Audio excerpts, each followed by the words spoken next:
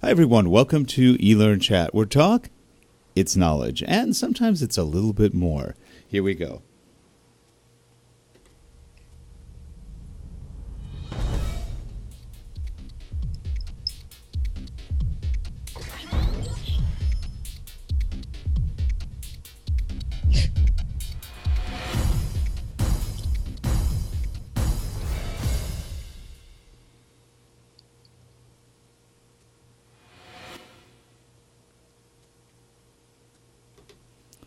Hi, everyone. Again, I'm Rick Zanotti, and joining me right a couple miles away is Dawn Mahoney. Hey, Dawn, how are you today? Good morning. It's Wednesday. We must be doing elearnchat. It is Wednesday morning. How's your weather up there? Are you still in the sub-frozen tundra, or are you doing better? Well, it's starting to warm up today, and it's snowing, so it's a pretty winter day. I'm thinking about going and looking at a new car tomorrow. It's supposed to be in the 30s, so it'll be sloppy. That'd be good test day. Sounds good. You gonna get that Ferrari? Yeah. Only in my dreams. Only in your dreams. Yeah. Hey, Dawn, we've got a really interesting show today. Today, it's a show where we're interviewing someone who's doing a very good job at a kind of different thing for most people. It's a typical elearnchat, but it's an atypical one, too, because to a certain point, it's a public service announcement.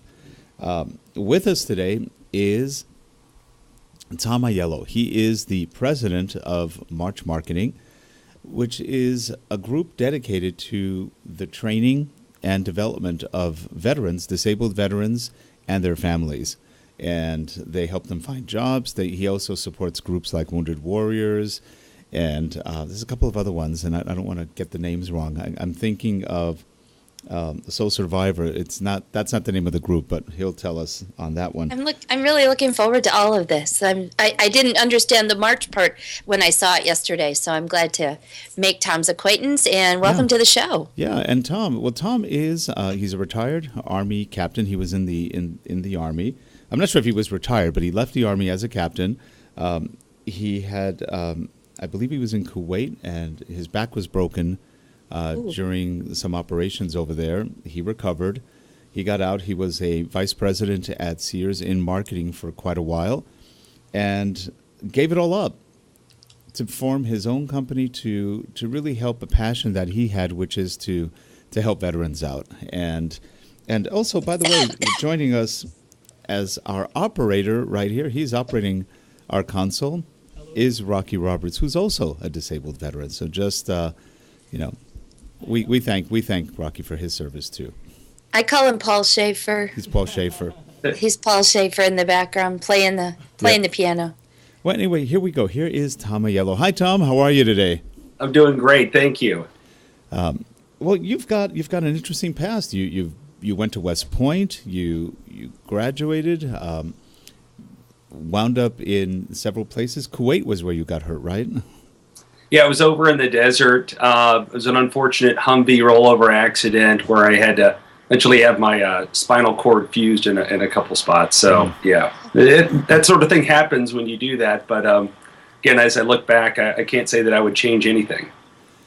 No, it's good. And then you went to Sears, among other things I guess you've done. But tell us a little bit about March Marketing. This is your latest venture. And by the way, I know we said this in the pre-show, and you and I have talked before. And again, we'll publicly thank you again for your service. And I've told you this in the past, just talking between you and I. And I think really I want to thank you more for your post-service, the things that you're doing right now, which are helping just a lot of people. So again, thanks. Yeah, thank you so much, Rick. Yeah, it's interesting. We all have different vocations in our lives, and sometimes you go to school and you think that that's what you're going to do the rest of your life, and sometimes things are presented in different ways that make you reconsider that. And for me, it was after kind of serving so much of my life in the military, going to West Point, becoming an Army officer, but then afterwards, a lot of my marketing career and things kind of kept continually touching that military community through veteran employment, through other veterans charities and things. And I really kind of came to the realization that it was that vocation, putting those two together and creating this organization called March Marketing. And March, obviously the name has a lot of symbolism to it, But it's a pretty simple idea. It's the idea that we go out there and we improve the lives of military and veteran families. We do that by working with organizations, helping them connect to the military and better serve them. And like you said, a lot of what we have expertise in is in this veteran employment space. So I'm excited for the opportunity to maybe help some of your viewers learn a little bit more if they're interested in maybe starting to hire veterans, or maybe if they're already doing it and want to get a little bit better at it. Yeah, that's true. And it's a definite good labor of love, because there's just a lot of need out there for what you're doing. And one of the things that people don't realize is that there's a lot of reasons to hire veterans. Can you talk? A lot of people don't know what veterans do. They think, give them a gun, they go off, they go do something, they come back, and they have no skills. But tell us a little bit about why people should consider hiring veterans. Yeah, it's interesting, because there's always this tenor around hiring veterans as we owe it to veterans, or it's really a good thing to do, you should think about it. But, I think if you start there, that's okay. But real quickly, the conversation needs to change to about, why is this a good business decision for my company? And there's a lot of very tangible reasons that you'd want to go out and hire veterans. There's about 10 million veterans in the workforce, and over the next 3 years, about 1 million veterans are leaving the armed forces. So there's going to be a great surge of very talented people. These individuals get about $17 billion in training and education a year from the Department of Defense. So from just a pure business standpoint, it's like an arbitrage. The government's spending all that money to train these individuals, and then you as a company can tap into that talent. And the reasons you hire veterans is not just a tangible skill. You may need IT professionals, mechanics, logisticians, healthcare individuals. But there's a great set of intangible skills that comes along with hiring veterans. There's an amazing sense of leadership, teamwork, trainability, integrity. There's all those things that people often say, hire for character and then train for skills. And that's, I think that really is true when you think about hiring veterans, because you get those things that employers really want, and then you can always train a veteran into a particular job. So do you work with the organizations to make the, I don't want to say paperwork, but I guess that is kind of, reduce or help them navigate through the system to make this easier for the organizations? Because I know that's historically been kind of a behemoth. Yeah, I was a combat engineer in the Army. So basically, we were the guys that would have to go up to the minefield and breach through. And a lot of times when you're using explosives, that's hard, right?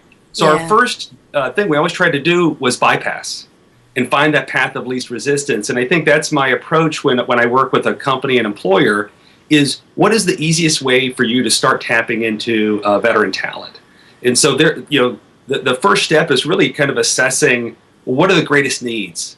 If you're a logistics company, you need a lot of logisticians, people in warehouses, people driving trucks that are maybe CDL licensed.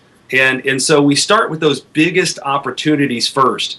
And then as we start to look at sourcing, we want to think about a lot of free sources that might be available to access veteran talent. Too often people jump to a lot of paid services that are out there, and there's a lot of good paid services that really do deliver.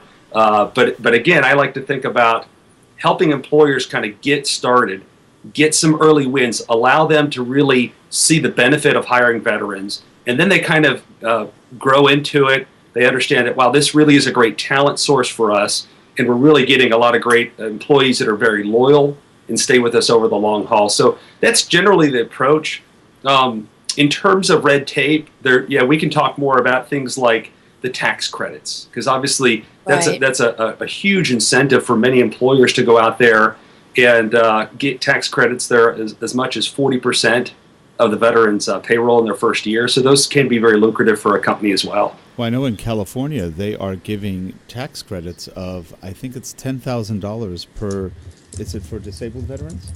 For disabled veterans, you get a $10,000 tax credit. That's a credit, so it goes right off the expenses, the tax savings right away. And So that's a good program, and it really helps people.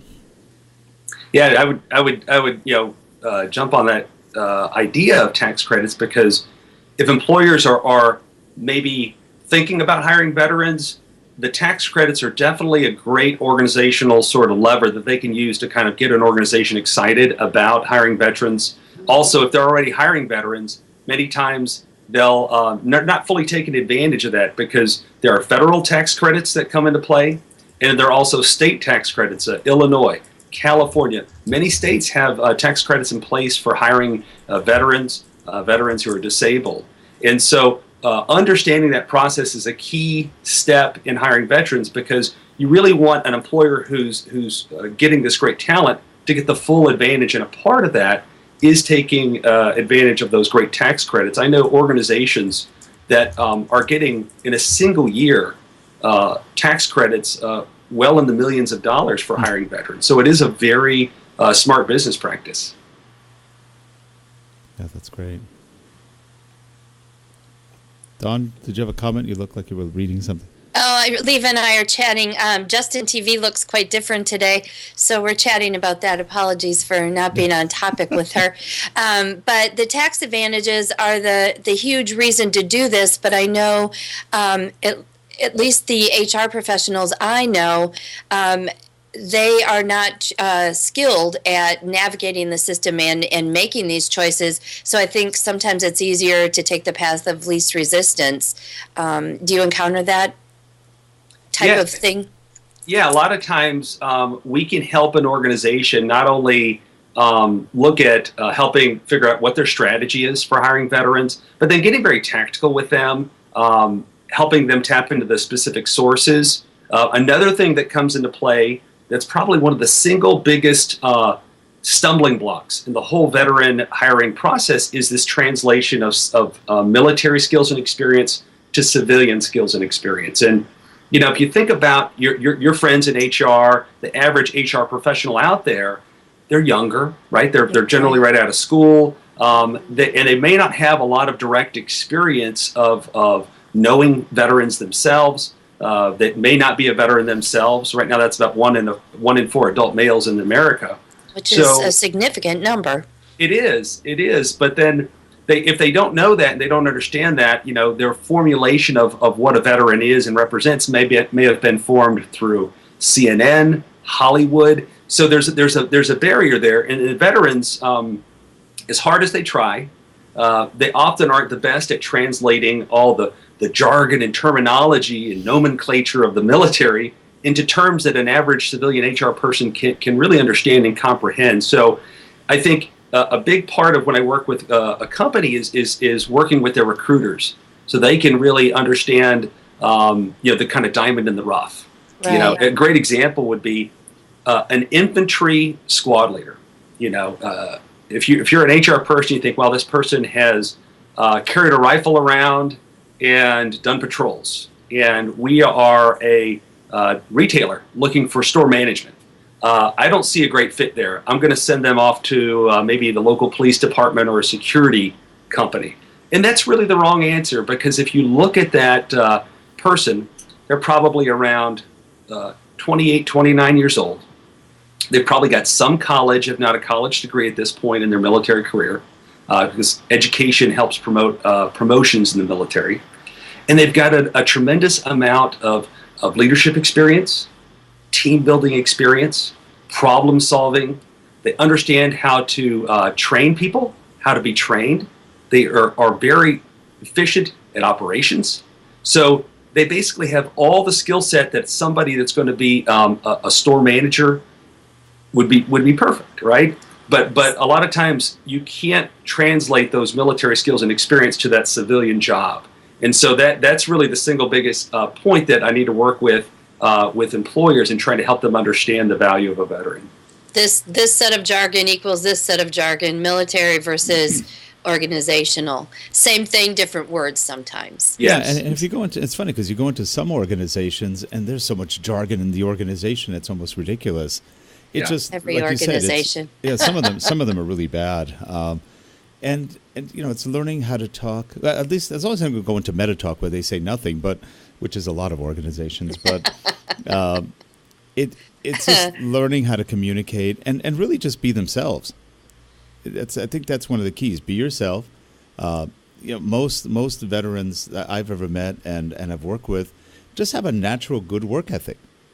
Good attitude, good work ethic, and that alone takes them pretty far in life. If nothing else, they get along really well with people. There are exceptions. You could always get somebody who's got some problems, but for the most part, we're talking really good, well-trained, well-disciplined people. They're going to show up at work. They're going to do the job.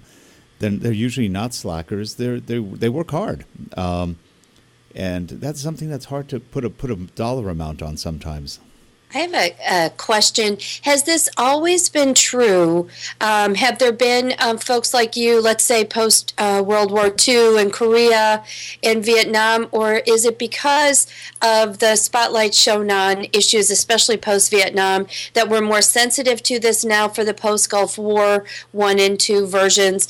Or is it because of the sheer numbers of people re-entering the workforce, or is it all of it?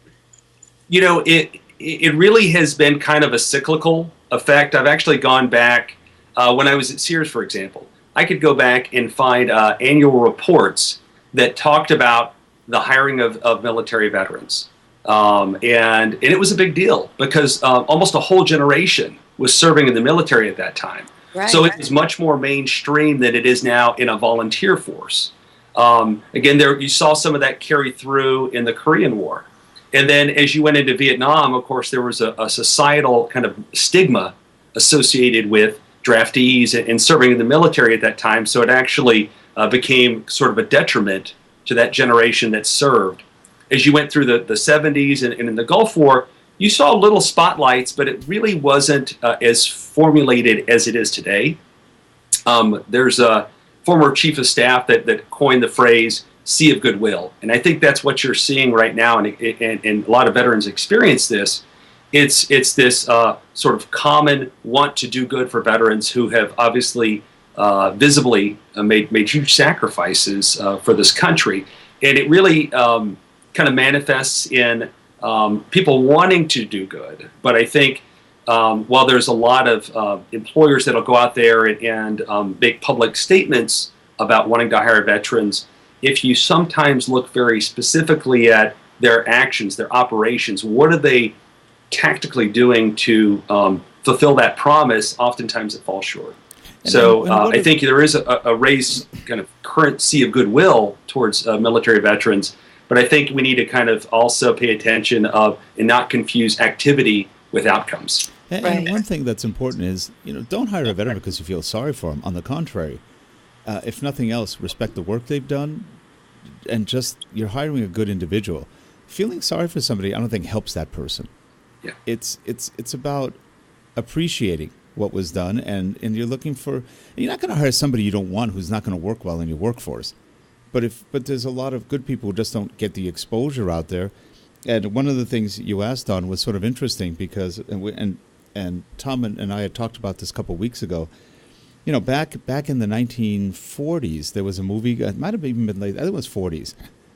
Was a movie called "The Best Years of Our Lives," and it was about an Army pilot who comes back, and what he finds, he can't get a job. He works as a soda jerk. He's flying $1 million airplanes, but he can't get a job.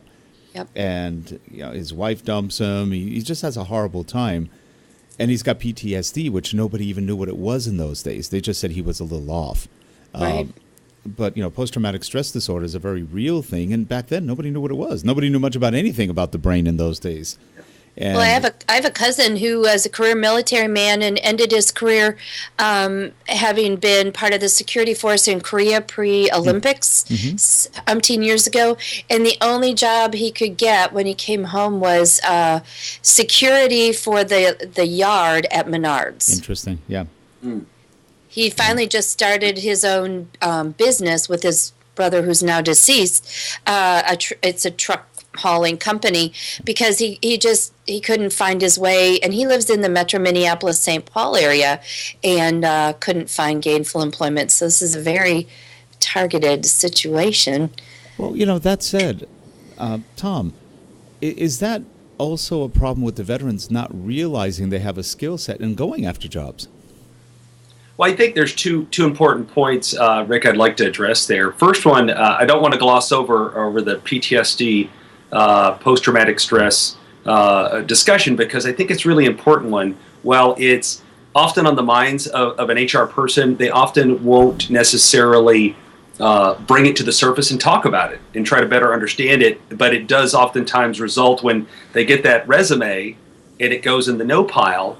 It's maybe something at the back of their mind thinking, well, this person could be damaged goods. And I think it's important to recognize some facts around PTSD. First, an important one is that when you look at the population of military veterans to the general population, there's actually more people that are non-military veterans that suffer from post-traumatic stress. So to put that sort of in some context, I think starts to frame that, wow, this may not be as much as a concern to me as an HR professional that maybe I'm thinking it is. The numbers are right now for post 9/11 veterans somewhere in the number of 11 to 20 out of 100 veterans are suffering some form of post-traumatic stress. Again, that's a wide range, some more severe, some very light, but it starts to put some context. So you're starting to think, wow, it seems more manageable, doesn't seem as onerous as maybe I thought it was.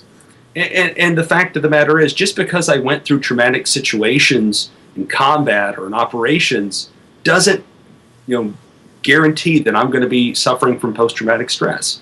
So I think it's something that not a lot of people are talking about right now. But if you're an HR professional, you need to think about that and kind of come to grips with it, because if you don't, a lot of your recruiters may be, inadvertently taking a good veteran candidate and passing them by because of some unwarranted concerns they may have.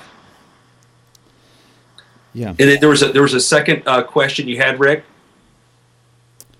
There probably was. I think you were asking about the veterans being able to communicate their skills and experience. Right, because again, that's a key. They may not realize they could apply for certain jobs, or they don't have the confidence level, which is sort of interesting when they get out, because they feel a little bit lost. A lot of them go in when they're very young. They get out and they don't really know how they fit. Yeah. And so, what are some of the maybe techniques or ways that you use or that other groups are using to help them fit better, understand their place? Yeah, and this is more focused on the veterans as opposed to the employers. Mm-hmm. I think the first thing is a common trap is that based on their military job, based on a college degree, they feel sort of pigeonholed into one particular career field, and that's just not the case. One of the things I like to do with veterans is take them through some sort of exercise that helps them understand what their strengths are as an individual. And what that does is it kind of breaks them down to their basic level in building blocks, and then they can evaluate potential careers based on what their strengths are, and not necessarily, I was a logistician in the military, therefore I've got to go run logistics for Best Buy up in Minneapolis. That's not always the best option for them, is to just directly translate that through. So I think that's a big first step that helps people really open their eyes to the opportunities that are before them. I think that the next step is, once they've got a solid resume, they've translated all that great military skills and experience, then it's the idea of communicating those things. And oftentimes a veteran can translate those skills, but they fall short of being able to communicate that in a very compelling way. You got to think about it. In one case, veteran that's coming to you for a job interview, if they enlisted when they were about 18 years old, this may be their first job interview of their life. Mm-hmm. And so it's very intimidating to come to your first job interview if you're 20-something years old, 30-something years old. It's very intimidating having everything kind of been preordained at this point in your life.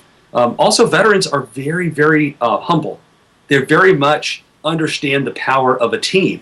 So to all of a sudden be a part of we, and then have to talk in terms of I, we're just not wired that way. And it's very hard transformation to start doing that and essentially selling ourselves to a potential employer. So there's things that we can do to work with the veteran and help them overcome those challenges. What's a logistician? Did I say that correctly? In the military, what does that equate to in, for instance, in corporate America? It's basically a logistics professional. And they're extremely transferable skills. In the military, you could have somebody who's 23 years old running a multi-million dollar supply facility. So they've got, literally cubic tons of material coming in, getting processed, and going out, just like you would see in a UPS or FedEx warehouse on a daily basis.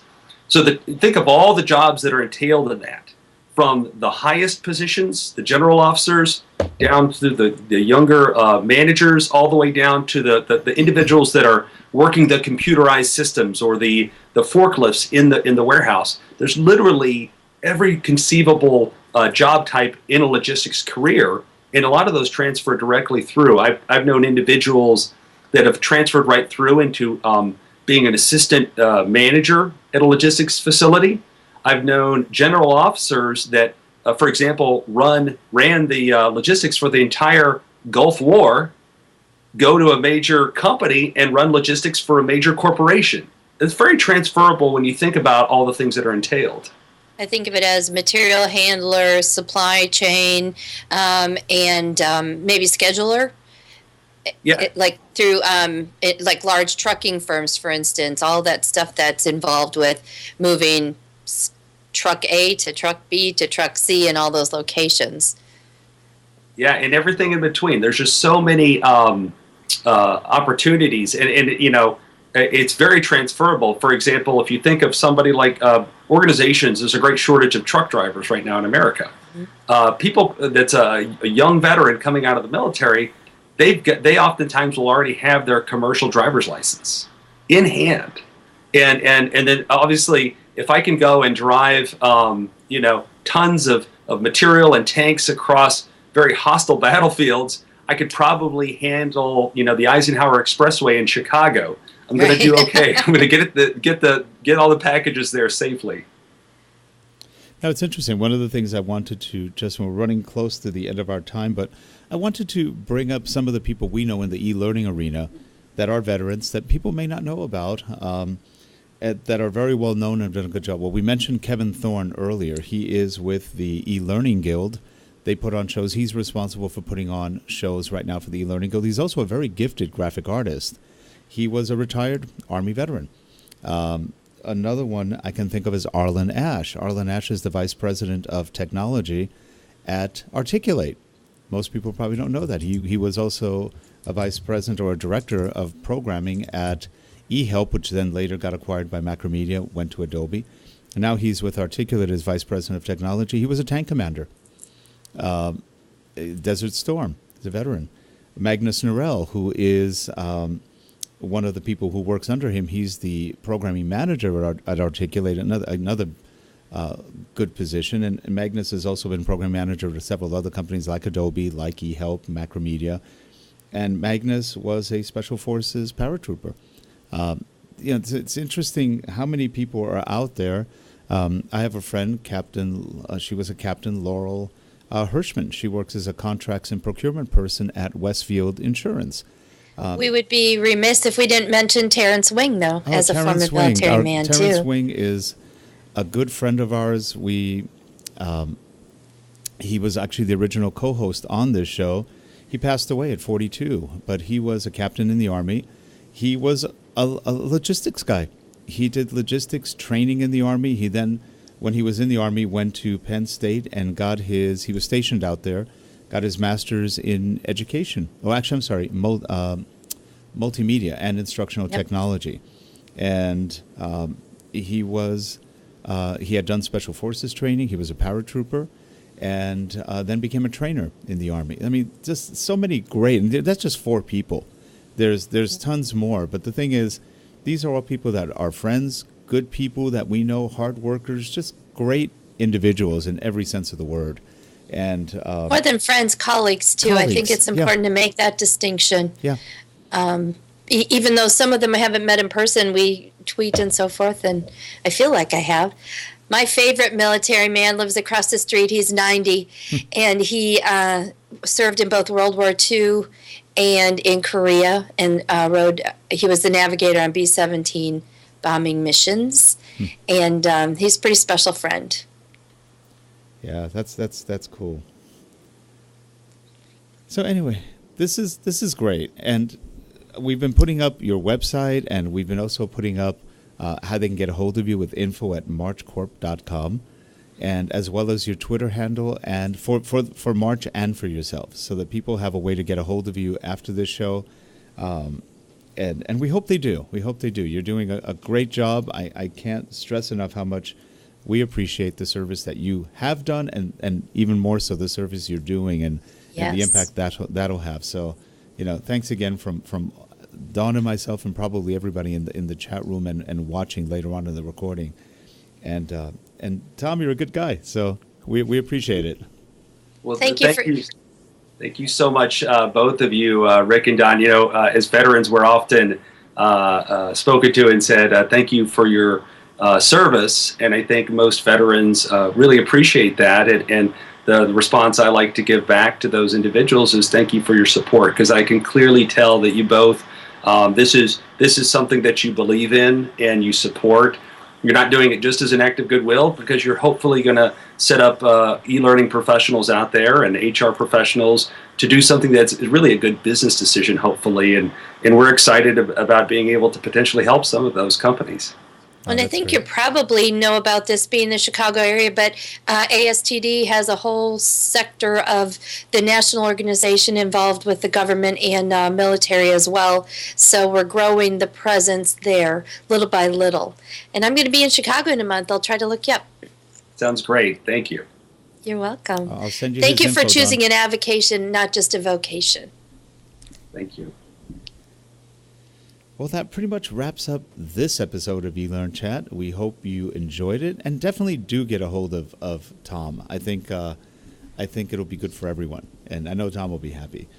So anyway, well, have a good one, everybody. Next week we will be back on again, just like today, and we'll see you then. Dawn, you have a great one, and again, Tom, thanks a lot for being there. We really appreciate it. Thank you, Bill. All right, have a good one, guys. So this show's over. If you are subscribing, if you're watching the shows later on, please subscribe. Let us know what you think. And if you're in the chat room watching live, hey, we appreciate it. And I'll get back to work. Have a good one, everyone. Take care. Take care.